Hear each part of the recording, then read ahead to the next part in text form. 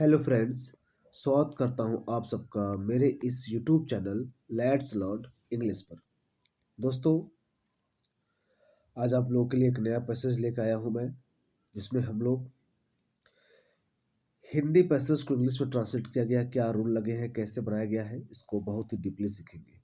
ठीक है दोस्तों, तो आइए हम लोग स्टार्ट करते हैं। ध्यान दीजिएगा इस पैसेज को। देखिए, पूछा गया है 2018 से 2013 में ये पैसेज आया किसी पेपर में। तो जो बच्चे UP board class 10th 12th किसी भी एग्जाम में जो सब हिंदी से इंग्लिश में ट्रांसलेट करने के लिए आता है, तो उनके लिए वीडियो काफ़ी उपयोगी साबित होगा। ओके, तो आइए हम लोग स्टार्ट करते हैं। कहा जा रहा है, ईश्वर चंद विद्यासागर एक योग्य अध्यापक थे। अब देखिएगा, यहाँ पर थे आया है, तो इससे पता चल गया कि पास्ट की बात हो रही है। अब पास्ट में देखा जाएगा कि क्या है, इसमें क्रिया का रूप कैसा है, क्योंकि क्रिया का रूप ही बताएगा आपको, वर्ब्स का फॉर्म ही बताएगा कि वो किस टेंस में जाएगा। तो ईश्वरचंद विद्यासागर एक योग अध्यापक थे। कौन थे ईश्वरचंद विद्यासागर? तो हमारा पहले सब्जेक्ट कौन है? ईश्वरचंद विद्यासागर। ईश्वरचंद विद्यासागर वाज मतलब थे, क्या थे? एन एबल टीचर, एक योग्य अध्यापक थे। क्या थे? एन एबल में से होता है योग्य। तो एन मतलब एक, एबल क्योंकि इसका प्रोनाउंसिएशन किससे है भाई? वावेल से है, इसलिए एन लगा है। तो एन एबल टीचर, एक योग अध्यापक थे। गेटिंग? तो Ishwarchand Vidyasagar was an able teacher. Ishwarchand Vidyasagar was मतलब थे एन एबल टीचर, एक योग अध्यापक थे। गेटिंग? नेक्स्ट क्या कहा जा रहा है, कई विद्यार्थी उनके पास पढ़ने आते थे। कई विद्यार्थी, तो कई विद्यार्थी उनके पास पढ़ने आते थे, तो क्या बोलेंगे? Many student. कई विद्यार्थी कौन आते थे? कई विद्यार्थी आते थे पढ़ने। अब देखिए, वर्ब का फॉर्म कैसा हो गया है? आते थे, मतलब यहाँ पे क्रिया है ना।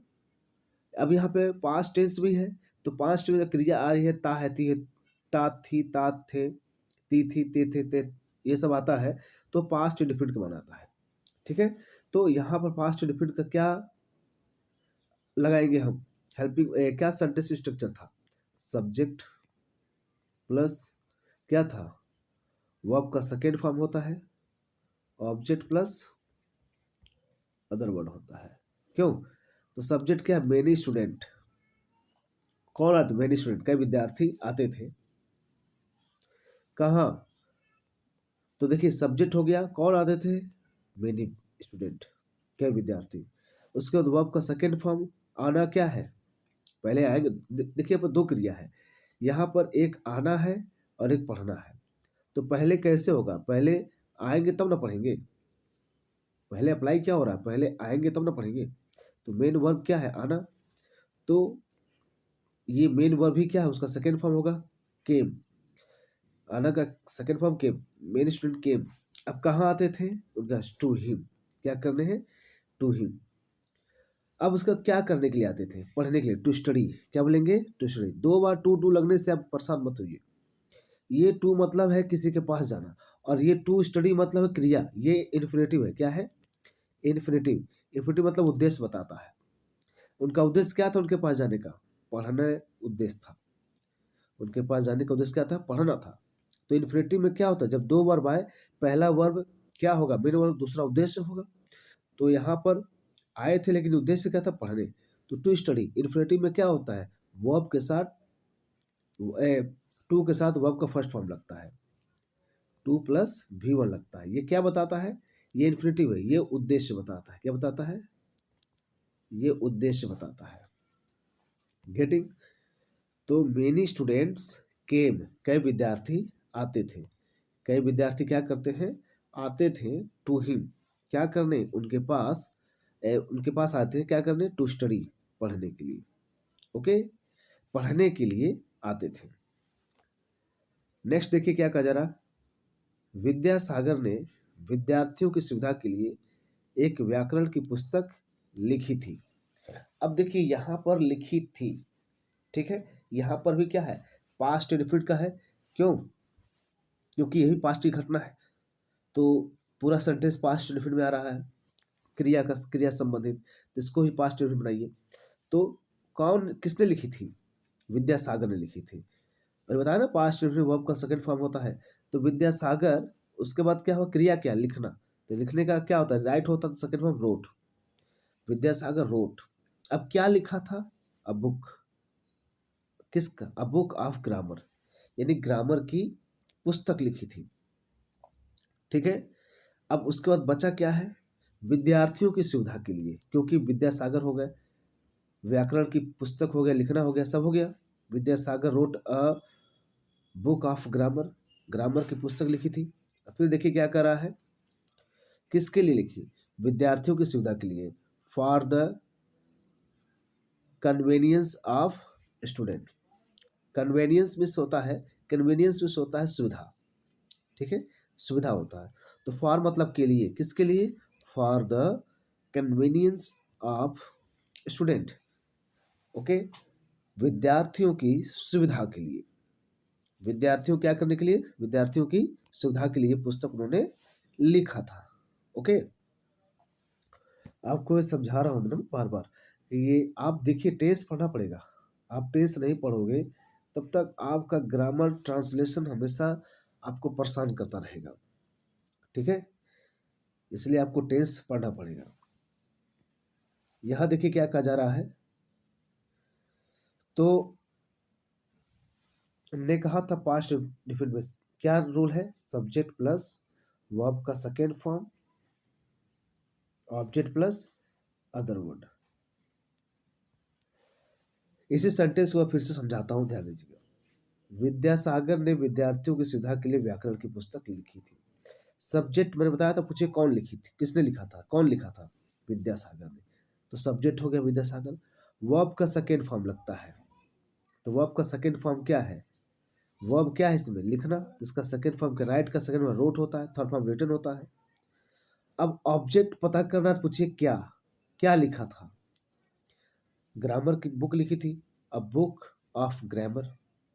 ठीक है, अब बच गए हैं तो वो सब अदर वर्ड में चले जाएंगे। क्या है? विद्यार्थियों की सुविधा के लिए।